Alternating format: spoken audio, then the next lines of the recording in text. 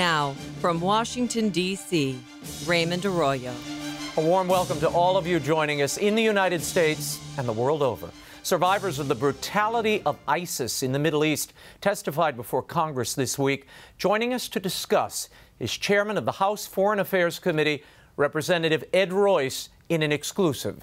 And as Pope Francis finalizes his encyclical on the environment, a debate over the science and source of climate change. You will not want to miss this.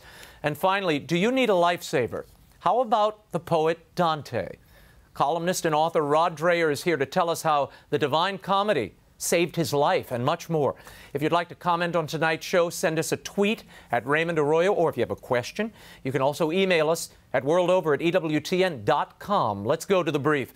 Here's news from the world over this week. The U.S. Senate voted to begin debate on the Fast-Track Trade Authority bill the White House needs to advance a massive Asia-Pacific trade deal. The 60-vote Senate threshold needed to advance the bill was easily cleared. This reversed a humiliating White House setback just 2 days ago when the bill was blocked by Democrats. Final passage of the bill could come by the end of next week. Fast-Track Trade Authority would allow President Obama to negotiate a trade pact and present it to Congress for an up or down vote. Congress would not be able to amend it. And on Wednesday, the House passed the Pain-Capable Unborn Child Protection Act. The measure would ban most abortions after 20 weeks.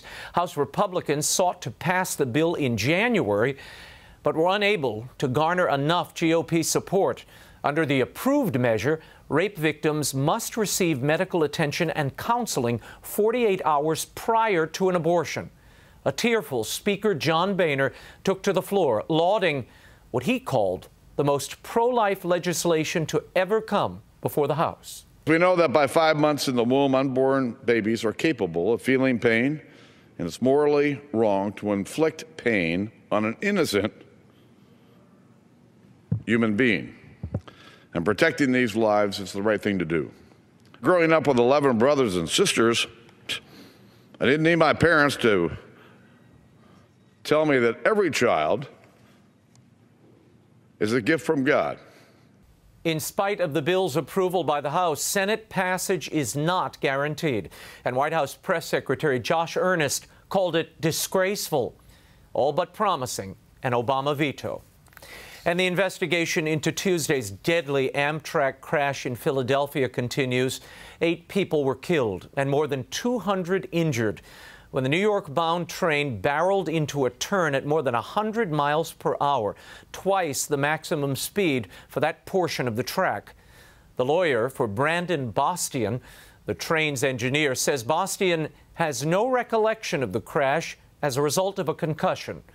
Limited service on the Washington to New York line will resume no later than Tuesday. Archbishop Charles Chaput of Philadelphia offered prayerful condolences to the families of the victims and urged prayers for the injured. And the Cuban Bishops' Conference this week announced that Pope Francis will add a 4-day visit to Cuba on the front end of his U.S. pilgrimage in September. From the 19th to the 22nd, he will visit the communist nation. Last weekend, Pope Francis received Cuba's leader, Raul Castro. As is usual, the Vatican did not provide details of the Pope's meeting. However, Castro apparently came away impressed by the Pope. He praised him for his wisdom, modesty, and all his other qualities.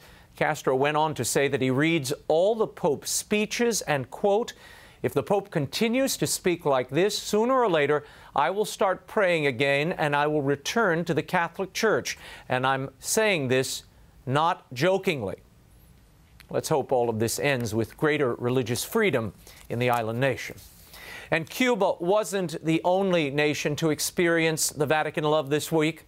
There are some reports that the state of Palestine will be officially recognized by the Holy See after a new treaty was finalized on Wednesday.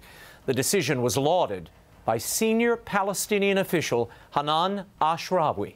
See this as a very positive development, not just politically, but in moral terms, in human terms, in legal terms, and it prepares for a whole new era in which Palestine will be seen by the whole world as a state and as a people who deserve the right to self-determination and who deserve sovereignty on their own land. New era or not, there is a split among nations on recognition of Palestine as a state. The UN accepts it. The U.S. and most European countries do not.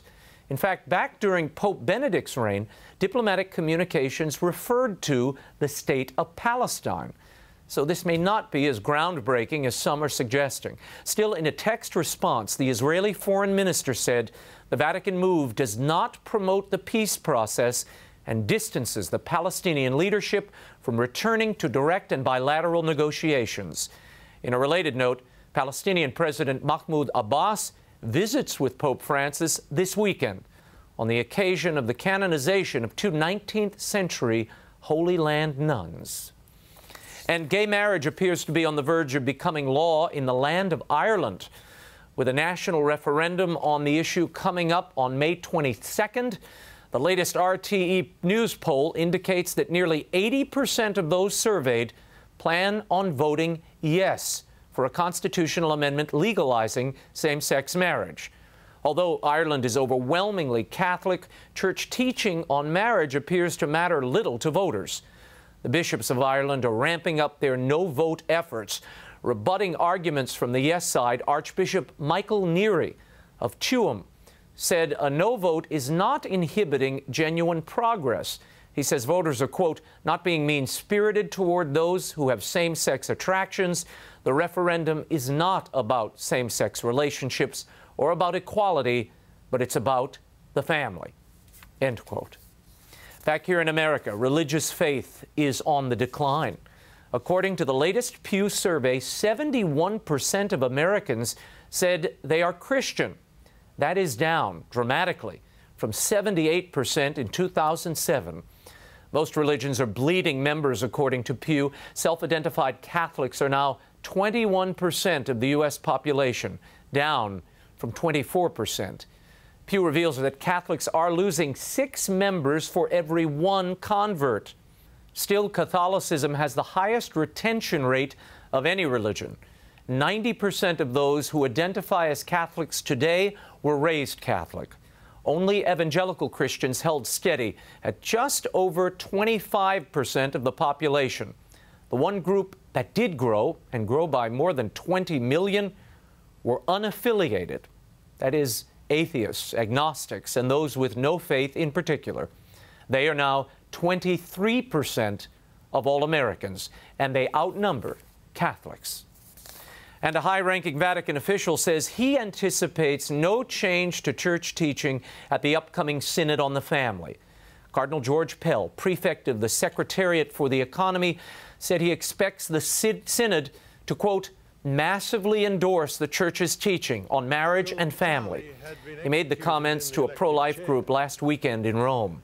Cardinal Pell said he believed Synod delegates would recognize the Christian tradition of St. John Paul II, Benedict, and the Council of Trent. Meanwhile, 5 American bishops have lent their names to an open letter addressed to Synod delegates urging them to stand firm on the Church's traditional understanding of marriage, sexuality, and pastoral practice.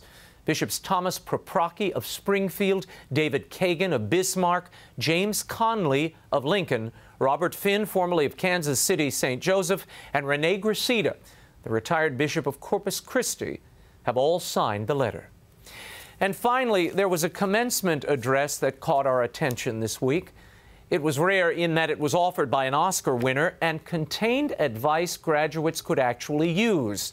Actor Denzel Washington offered this guidance to graduates of New Orleans' Dillard University this past weekend. Number 1, put God first. Put God first in everything you do. Everything that you think you see in me, everything that I've accomplished, everything that you think I have, and I have a few things, everything that I have is by the grace of God. Understand that. It's a gift. I pray that you put your slippers way under the bed tonight. so that when you wake up, you get on your knees. And while you're down there, say thank you for grace. Thank you for mercy. Thank you for understanding. Thank you for wisdom. Thank you for parents.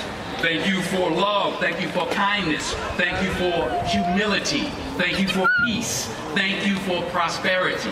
Say thank you in advance for what's already yours. I wish he'd spoken at my graduation. We had Mr. Rogers and Kermit the Frog. I wish I were kidding. When we return, Chairman of the House Foreign Affairs Committee, Ed Royce, on what the world should be doing to meet the humanitarian and security needs of ancient communities threatened by ISIS in Iraq and Syria. And we'll get into some other international hotspots as well. The world over continues in a moment. Don't go away.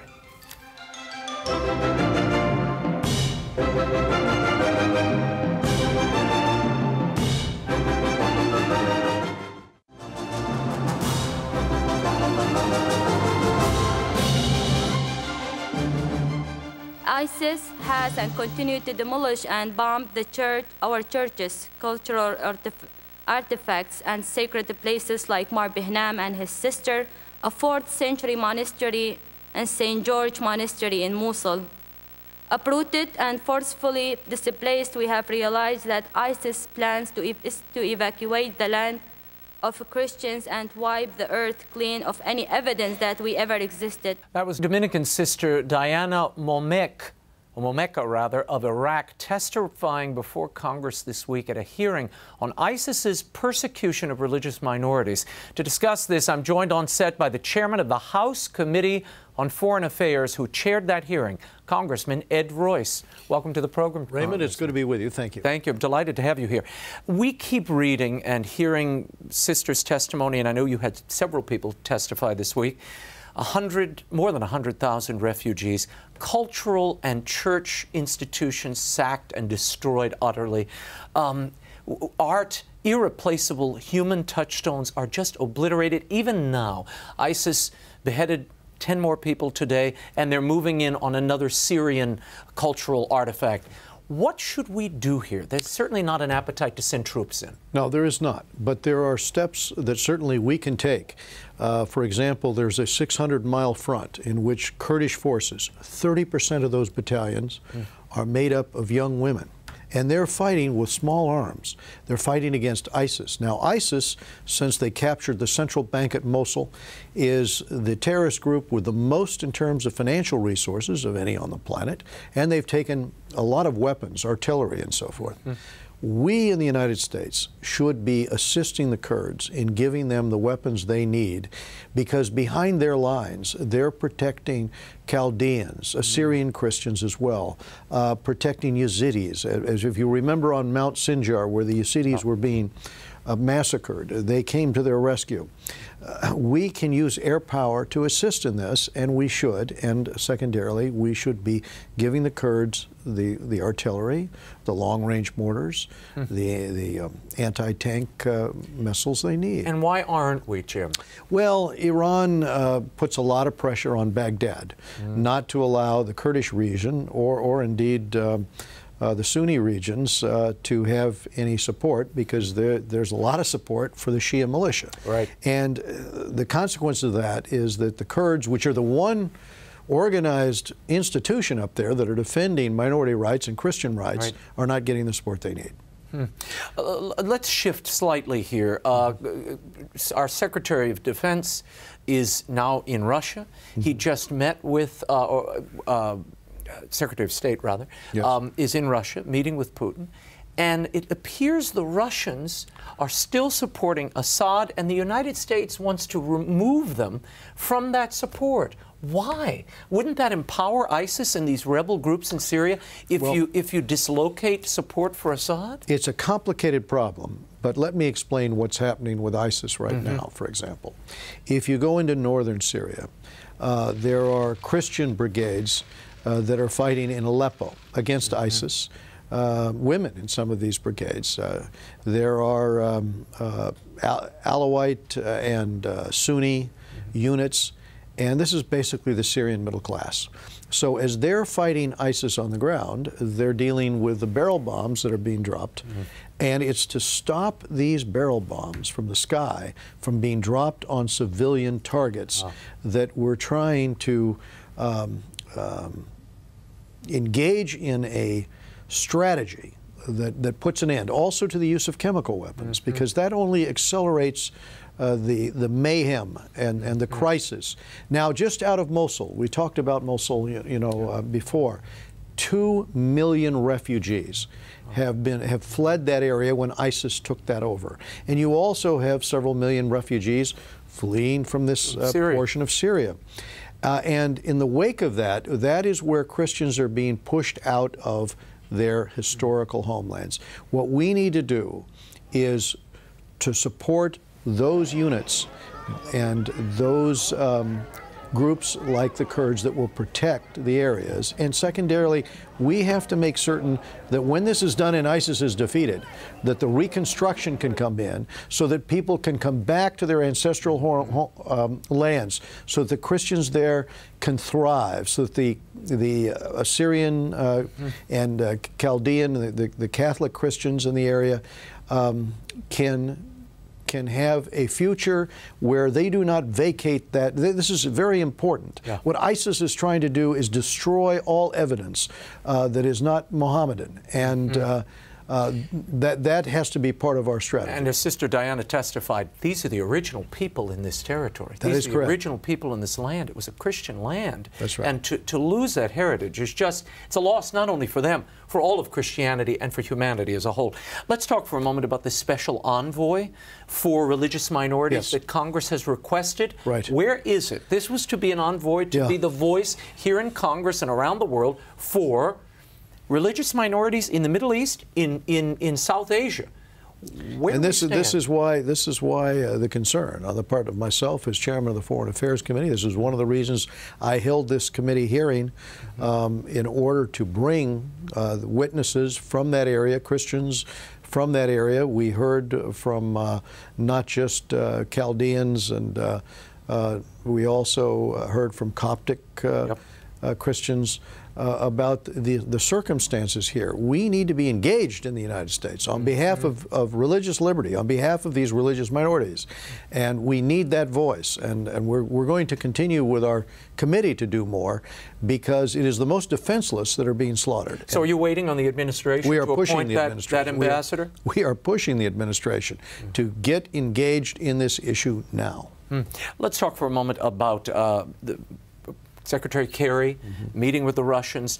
There is some tension over the Russians selling missiles to the Iranians and providing them with a missile defense system, a very advanced one. This is a problem when we're trying to contain Iran over here and solidify a nuke deal, isn't it?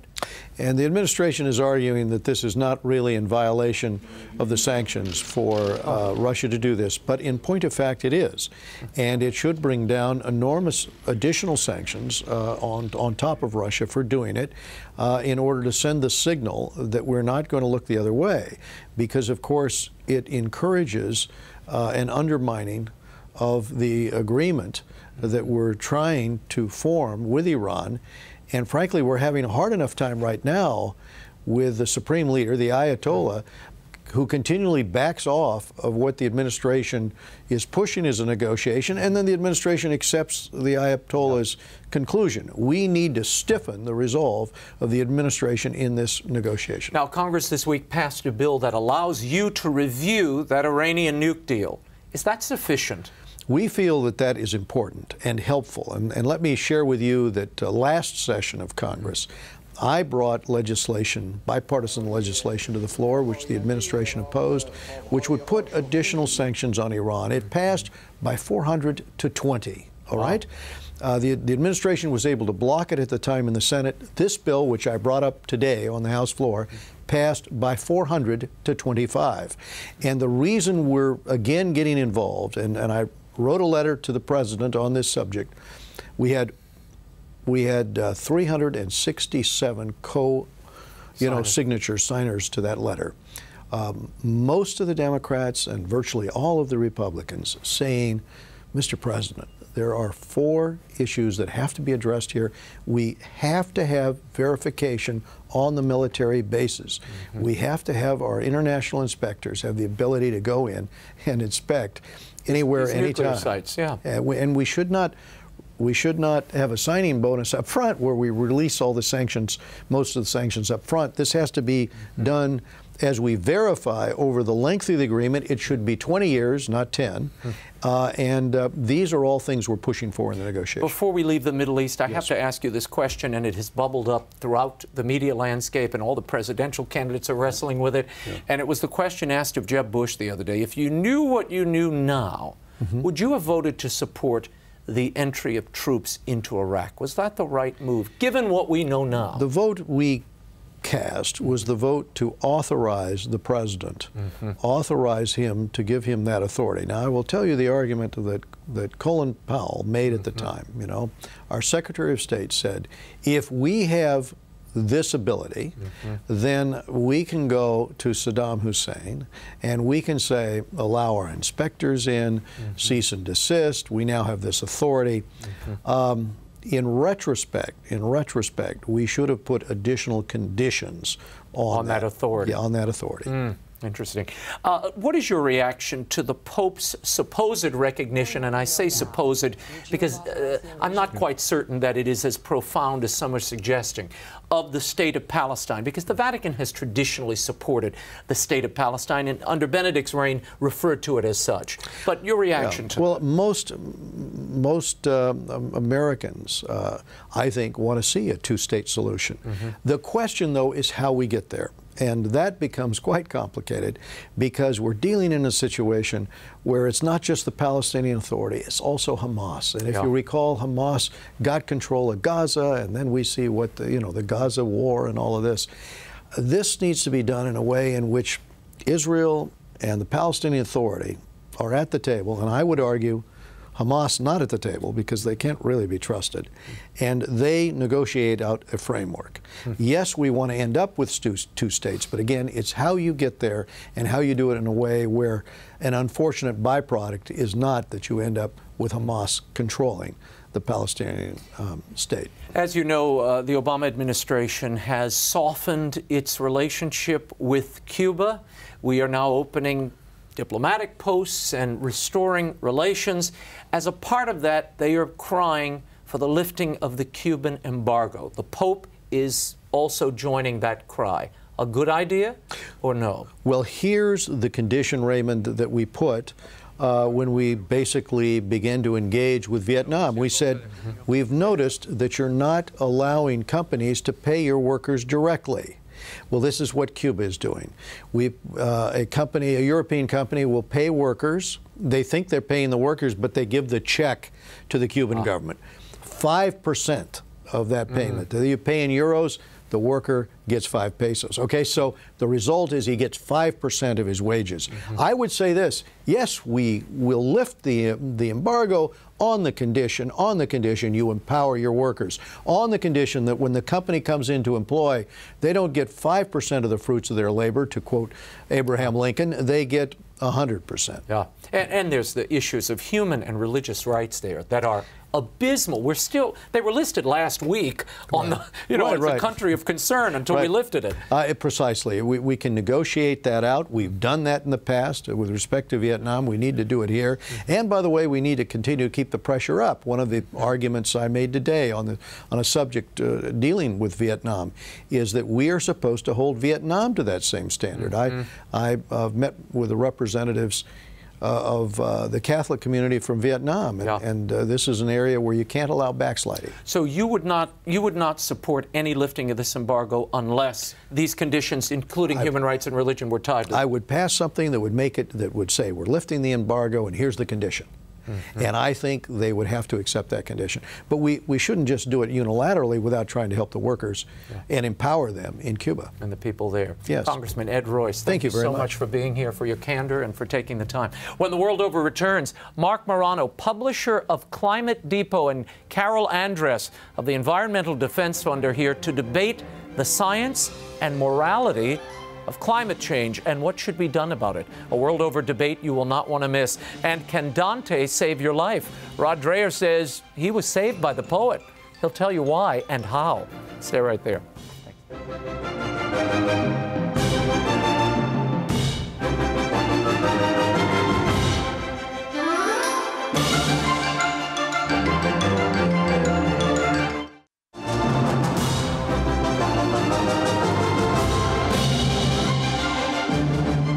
The faith leaders gathered here today, together with the scientists, are united in reminding us that addressing climate change is an urgent moral imperative. Science has made it simply, plainly clear that climate change is happening.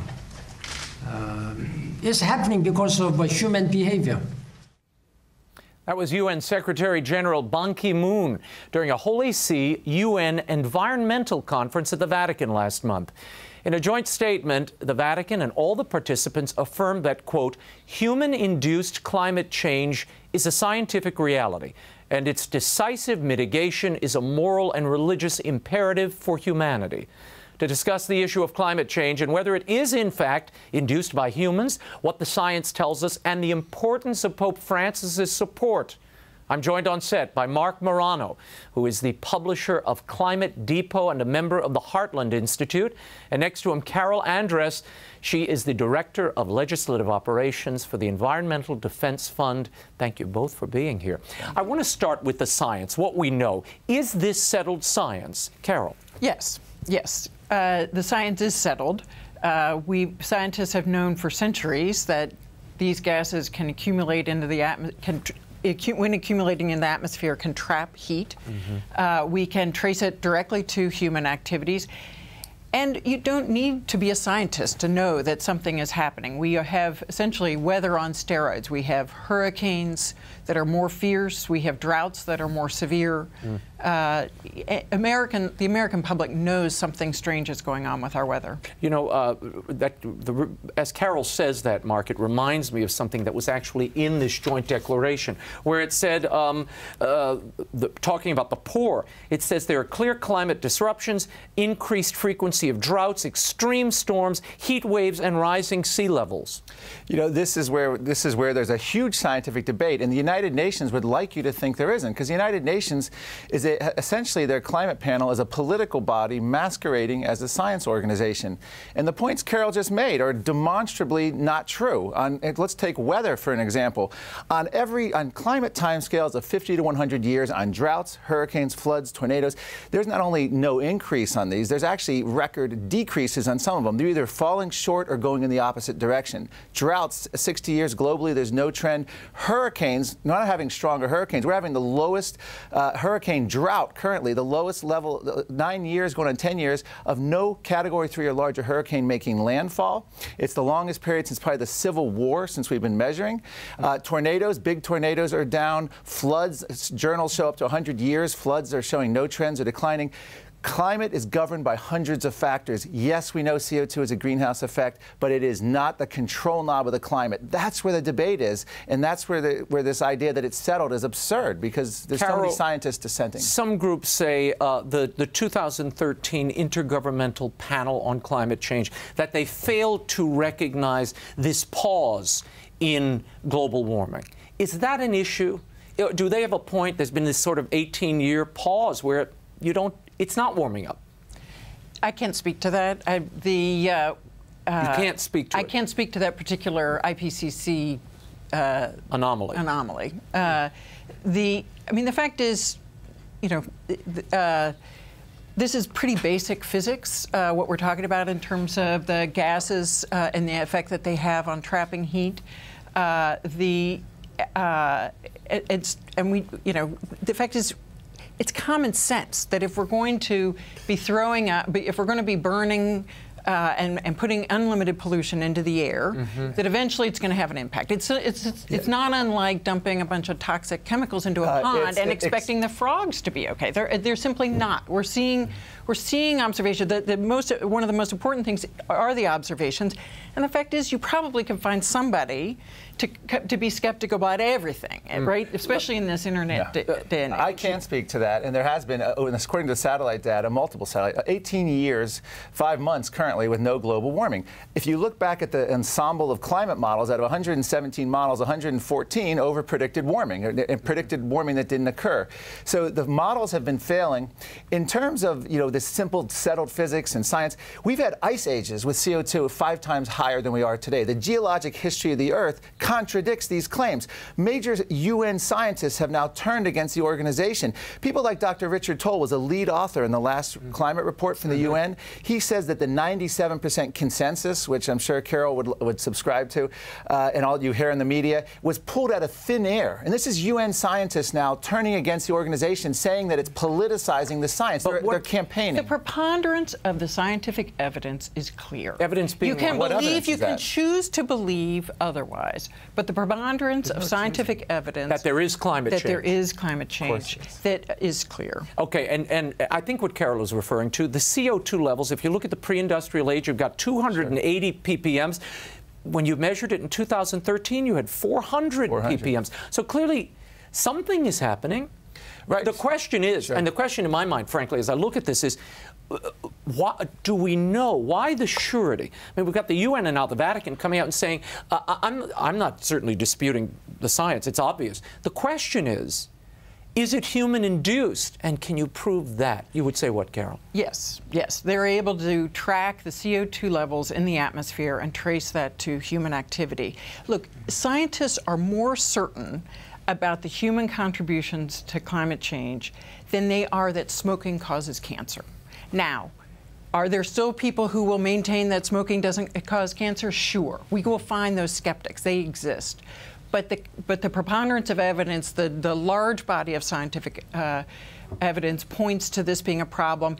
And in the light of that, we have a choice. Do we want to try to continue as business as usual, or do we want to try to act in the face of trying to be cautious, trying to make sure that we're leaving a planet for our children, for our grandchildren, that's no less worse off than it is today? It's offensive for her to mention tobacco, as though CO2, which is a gas of life, it is not a pollutant under any definition of pollution.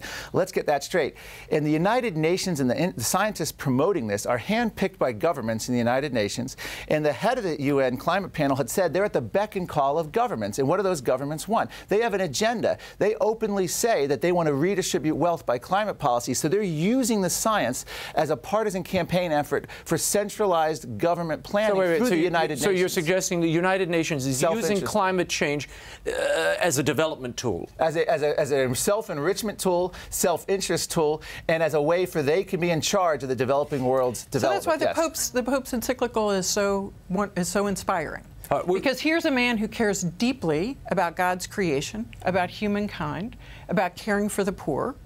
And climate change has a real impact.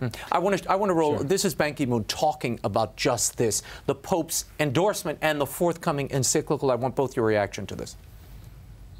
There is a very small window of opportunity which we can change this course. I'm sure that this encyclical will have a profound impact in the discussions of climate change. And I'm also hopeful that his address to the Joint Congress in the United States and his address in the special session, summit session of the United Nations General Assembly will have a profound impact. I counted on his moral voice, moral leadership. Mark, there's no doubt that this gives the climate change movement, the folks at the UN, real dynamism as they march toward December and the Paris meeting. Yes. The Pope's going to be continuing this, I imagine, when he visits the UN and Congress. Yeah, I was at that UN press conference with Ban Ki-moon, and first of all, they didn't allow questions. They shut me down and threatened to remove me because I wasn't in their approved question list.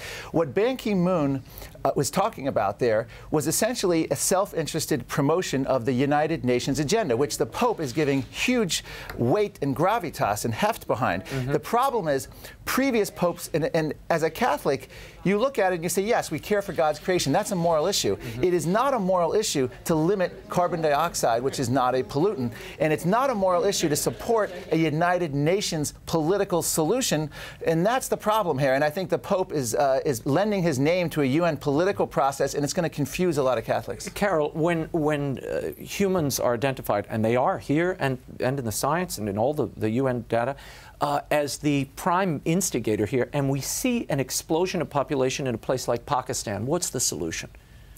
Well, so the good part about having humans be part of the problem is that we also can be part of the solution. And there are things that humans can do to help address this problem. I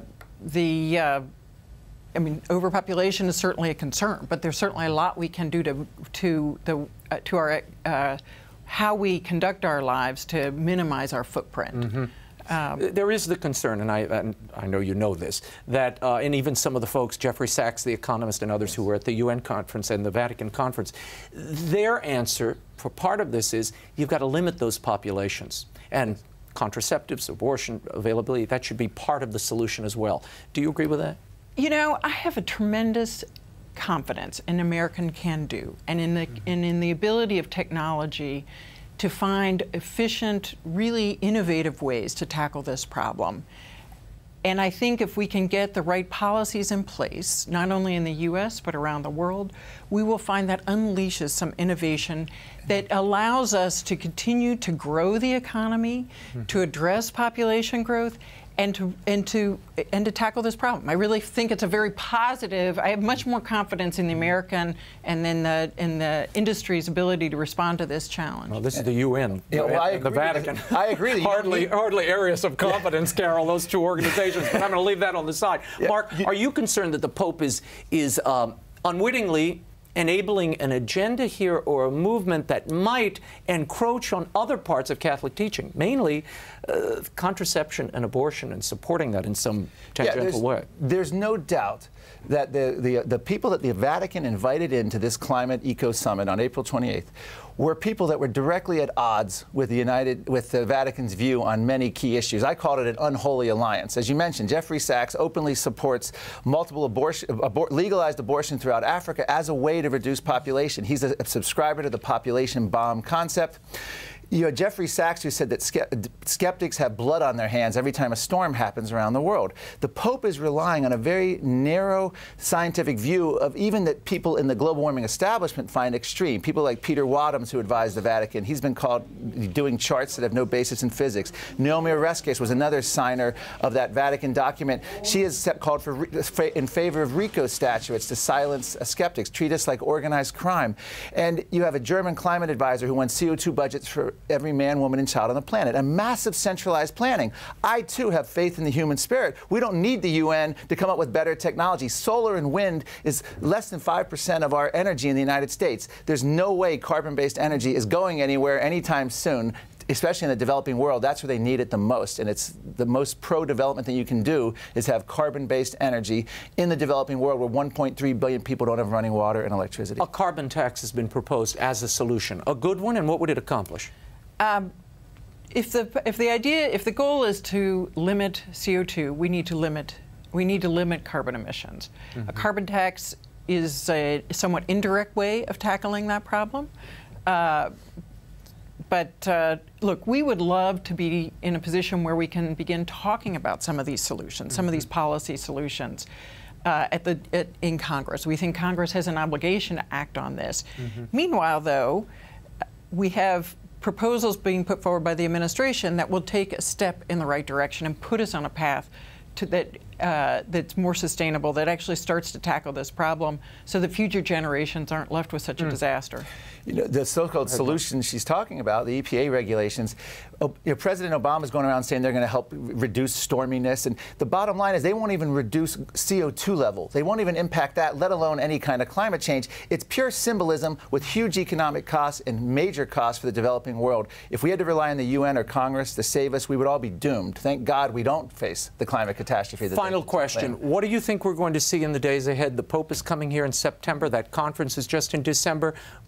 Predict for me. Carol, what do you think will come of all of this? Well, I hope it's the beginning of a thoughtful conversation about solutions to the climate problem. I hope it actually inspires people to start thinking about and changing how they view how their activities impact not only human health now, but human health in the future.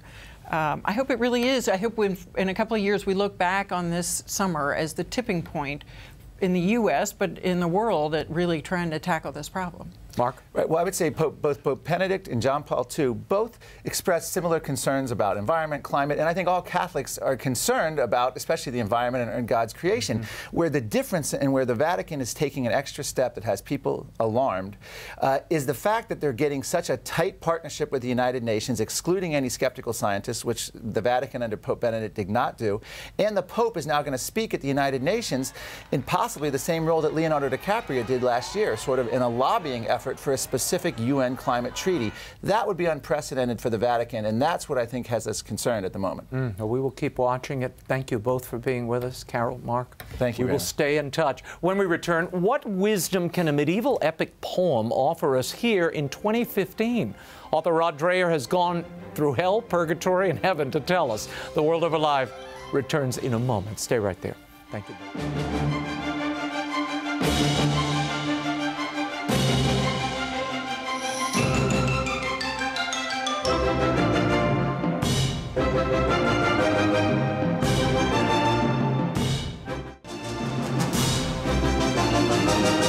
Now, once again, Raymond Arroyo. Welcome back to The World Over. Midway upon the journey of our life, I came to myself in a dark wood. It's one of the most famous opening lines in all of literature, and coming from a 700-year-old Italian poem by Dante, one might wonder what insights these verses could possibly offer us here in the third millennium. The Divine Comedy took my next guest on a wrenching and ultimately healing pilgrimage through his dark wood of his personal problems and much more. Joining us to talk about the life-changing wisdom he found in Dante's epic is columnist and author of the new book, How Dante Can Save Your Life, Rod Dreher. Rod, great to have you on the show. Good to see you again. Let's back up a little bit for people. You wrote a fantastic book a little more than a year ago, two now? 2 years. The Little Way of Ruthie Lemming, your sister. That's right. Who contracted cancer. She battles it. You return home to Star Hill, Louisiana to be with her. And it really is this uplifting, beautiful tale of a woman using her faith to overcome a terrible tragedy. That moment draws you back home, and you imagine the happy ending is within reach. What happens? I thought that I'd been away from my little town in South Louisiana for so long. I came home thinking that I would be received back. But things didn't work out. I found out after I was home that my sister had raised her children to reject me because I was the uncle who left. I left South Louisiana, I left the goodness of family and went out into the world, and that was the unforgivable sin. Huh. That's a real depression here. Yeah. Epstein-Barr disease, where you're taking naps in the afternoon. Your family's having their own life at the time. How did you come across in 2013 Dante's masterpiece, The Divine Comedy, and why did it grab you? Well, after things fell apart when I got back to Louisiana, as you say, I fell into a real disease, chronic depression, chronic fatigue, and my rheumatologist said, if you don't find some way to get inner peace, you're going to destroy your health. I said, great, what am I going to do now? Turns out I was in a bookstore one day in Baton Rouge, and there on the bookshelf in the poetry section, a place that you would never find me because I don't read poetry or even fiction, there was The Divine Comedy by Dante Alighieri. And I always thought, I'd love to read that, but no, it's beyond me. I'm not capable of reading it. But I pulled it off the shelf and opened it up. The first lines, in the middle of the journey of our life, I came to myself in a dark wood, for I had lost the straight path. And I thought, that's me. This guy has my number. And I started on this amazing journey with Dante through all 14,233 lines. Oh my gosh. And you really use this as it's almost a meditation. And the book is one part Dante, one part your journey. So you're sort of walking the pilgrimage together. Why do you think it appealed to you? Was it the story? Was it the heightened language? What was it? It was the story and it was the beauty. The Divine Comedy, I always thought it would be something inaccessible. But it turns out if you get a good modern translation, and there are plenty, it is incredibly accessible. It is exciting. The language is so beautiful. Pope Benedict said that the greatest arguments for the church are the saints we produce and the art we produce. Dante was a great example of the art just knocking me flat on my back. It overcame all the defenses I had set up to avoid having to look at myself and how I was responsible for my own sickness. I want to talk to you for a moment about some of the things you discovered, but I need to back up for a moment. What is the stumbling block? I had a difficulty with this. What was the stumbling block between you and your father and your sister? These people who you love intensely, you move your whole family to be near them, and yet, what is it? Just because, you know, you're a duck and they're a horse? I mean, what's the difference? Oil and water. My sister and my family are country people. They love where they're from, and I love it too. I wanted to come back there, but I was every Louisianian feels that way. I know. I'm from New Orleans. Yeah. Who could be more territorial? You know, there's only one place in the universe you can eat and listen to music or live. That's New Orleans. Every place else is, you know, a wasteland. I hear you. But here's the thing. I was always very different from them. My dad was a big hunter, a farmer, a fisherman, and so was my sister. I was the guy who always had his head in a book. And I didn't fit in. And my family treated me when I came back, they loved me. I loved them so much, but they just could not accept that I was so different. So it was like the prodigal son story, except that I got to the threshold of my father's door and I couldn't cross over. Wow. Yeah. Talk to me a moment about your understanding of sin and how it changed when you encountered Dante. He has a different conception. He does. I always thought sin was breaking the rules, right? Breaking the law. Dante says sin is really about a deformation of love. In other words, we love the wrong things, or we love the right things in the wrong way. And this, as it turned out, was the key to determining for myself where I had gone wrong, where I had gone off the straight path. I loved family and I loved place more than I loved God, and I didn't see it until I read Dante. I always thought that if I just moved back to my family and lived in this place, this wonderful place, everything would be good. It didn't turn out that way, but God used that to break me of my pride. You spend, and this book is what, almost 300 pages. This is mostly hell and purgatory. There's only 20 pages on paradise. Right. What does that tell you? Well, what this book is trying to do is to show ordinary people, people like me who thought they would never read Dante, that Dante can be a guide to them for them out of their own dark wood. And so when you go through Inferno, that is examination of conscience. Purgatorio is showing how you can overcome these sins. Paradiso, I don't live in Paradiso yet. I'm trying to get to Paradiso. It is where the saints live. It is blessedness. That's what we're trying to reach. But this is really a practical book. Pope Francis recently spoke out about Dante. It was what, the 700th anniversary, I guess? He did, yeah. It's 700th anniversary of his birth. Pope Francis said for the Year of Mercy, he wants all Catholics to read Dante because Dante is an apostle of mercy. He shows you how you can be liberated from your own ego and all the things that separate us from God. Yeah, there's an interesting moment here. You write that the sixth circle of hell was the place for you when you came upon it. That seems a curious thing to say, this is the place for me. What did you discover there, reading that part of the Purgatorio? I discovered that I had been fighting with my father for all these years about my place in the family and my place in the land. And I realized that I had made an idol of it. In fact, what God wants us to do is to see the natural world as iconic, as something that the glory of God shines through, not to worship it. And I had those things confused in my mind. Once Dante, by the grace of God, opened my eyes, I was able to turn away from it, to take it to confession and say, Father, I have made an idol of family and place, and I repent. Yeah. I remember several years ago at the height of the sex abuse crisis in the church, you were covering that, as I was. It was an ugly business. It continues to be in some ways. It broke you in a manner of speaking, and drove you really to convert to Orthodoxy as a result. Looking back on that, reading Dante, who is so candid about the corruption of his day, popes, archbishops, bishops are in hell in this work. At the time, I can only imagine what they thought of him. But nonetheless, he could see the corruption clearly, and yet he was a faithful, believing Catholic till the day he died. He was, because he... What did he have that you couldn't quite deal with? He never hero worshipped the church. He never made an idol of the institutional church. I did. I was such a faithful, devout, ardent, militant Catholic when I was a Catholic. And then I came upon the scandal and it tore me apart. It tore my faith out of me. A lot of friends of mine, including you, were every bit as angry as at the scandal as I was, but I couldn't hold on because I had made the church into an idol. Dante did not do that. If I had converted my heart, if I had spent more time, Raymond, in the soup kitchen and in prayer than I did reading the magazines and reading theology and engaging in polemics, things might have been different for me. I'm happy to be Orthodox now. Thank God for my Orthodox conversion. But I want to have a message to other Catholics who may be disgusted with the scandal or discouraged. Hold on. Pray, convert your heart. Don't keep it all in your head. That was my problem. I kept it all in my head. I thought if I had the syllogisms, all the arguments straight, I would be okay. I want to read you something, and this is on page 125 in the book. It said, I had always believed that God loved me, but that he couldn't possibly approve of me no matter what I did.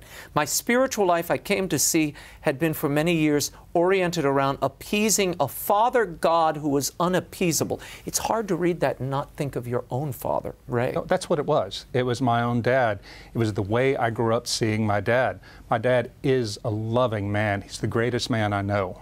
No question about it, but I always felt I couldn't live up to what he wanted. I was a disappointment to him because I wasn't a fisherman, a hunter, an athlete. But I was able to learn through Dante that that's not how God the Father sees me. Did you conflate your father and your experience with him, even albeit a bad experience at times, with God the Father, the church itself? You know, and that happens to us. So many people I know who struggle with religion, you find out that they've often had trouble with their fathers. And what Dante was able to do for me, or what God was able to do for me through Dante, was to help me convert my own heart and to see my father with love, to see him as the broken man he is, but the good man that he is. And I'm broken too. This book is not throwing my family under the bus at all, because every time I would see something broken about my family situation, I would see myself. And ultimately, Dante tells you, if you want to look to see what's wrong with the world, look into your own heart. Tell us what happened. You finally reconciled with your father. I did. I did. At the end? Because what Dante did for me was to tell me to stand on love, not justice. And even after the book ended, on Good Friday of this year, my dad and I had a beautiful reconciliation. And I love him with all my heart and will be there with him till the day he dies. I'm not leaving Louisiana at all. I was finally able to come home, thanks to Dante. Tell me, it seems to me you were sort of struck to the soul by this piece of the Catholic imagination, if you will. You talk about Chartres Cathedral in this book and seeing it for the first time and the wonder of that. It seems that's the same thing that happened in Dante. And one of your friends says, wait a minute, we have the scripture over here. Dante, the Divine Comedy has become your scripture. Was it the Catholic imagination of that oh, absolutely. Struck you so? It's beauty. It's the shock of beauty. When I was 17, as I tell the story in the book, I wandered into the Chartres Cathedral as a callow agnostic, and the shock of beauty let me know God is here. I didn't know what kind of God he was, but I wanted to know more about him. 30 years later, I wander into the bookstore as someone who doesn't even like poetry, and this cathedral in verse, this medieval cathedral in verse, got my attention. How can other people do this? Go on this pilgrimage, if you will, with Dante? Well, first, I would say read my book, because I show you how it is so accessible. You do not have to be a professor or sit in a classroom to do it.